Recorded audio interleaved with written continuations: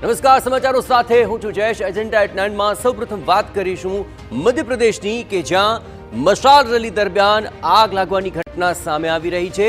આ સમગ્ર ઘટનાને લઈને જે તપાસ થઈ તેમાં અત્યાર સુધીમાં વિગતો મળી છે તે અનુસાર ખંડવામાં મશાલ રેલી દરમિયાન આ ભયાવહ દુર્ઘટના સર્જાઈ ગઈ કે જેમાં આગ ભડકી ઉઠતા 30 લોકો દાઝ્યા હતા. ઘટનાના દ્રશ્યો સામે આવ્યા છે જ્યાં શહીદોના સ્મરણમાં ઘંટાઘર ચોક પર આ શ્રદ્ધાંજલિ સભા યોજાઈ હતી.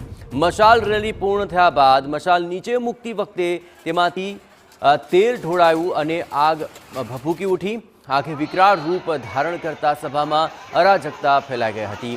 30 જેટલા લોકો દાઝી જતા સારવાર માટે હોસ્પિટલમાં ખસેડવામાં આવ્યા છે. આ મશાલ રેલી દરમિયાન મશાલમાં જે તેલ હતું તે મશાલ રેલી પૂર્ણ થયા બાદ મશાલ નીચે રાખતા તેલ નીચે ઢોળાયું હતું અને તેમાં આગ લાગતાની સાથે જ આગ જોતજોતામાં તો પ્રસરી ગઈ અને થોડીવાર માટે તો અફરાતફરી મચી ગઈ. આ આખી ઘટનામાં 30 જેટલા લોકો દાઝી ગયા છે જેમને હોસ્પિટલમાં સારવાર માટે ખસેડવાની ફરજ પડી છે.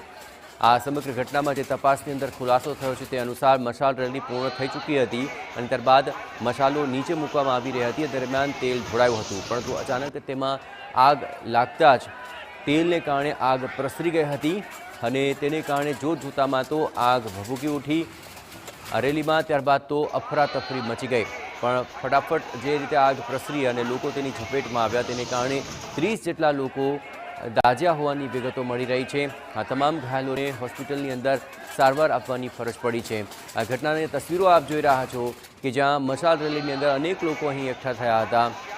મશાલ રેલીની અંદર તમામ જે શહીદો છે તેને શ્રદ્ધાંજલિ અપાય અને ત્યારબાદ આ આગ ભભૂકી.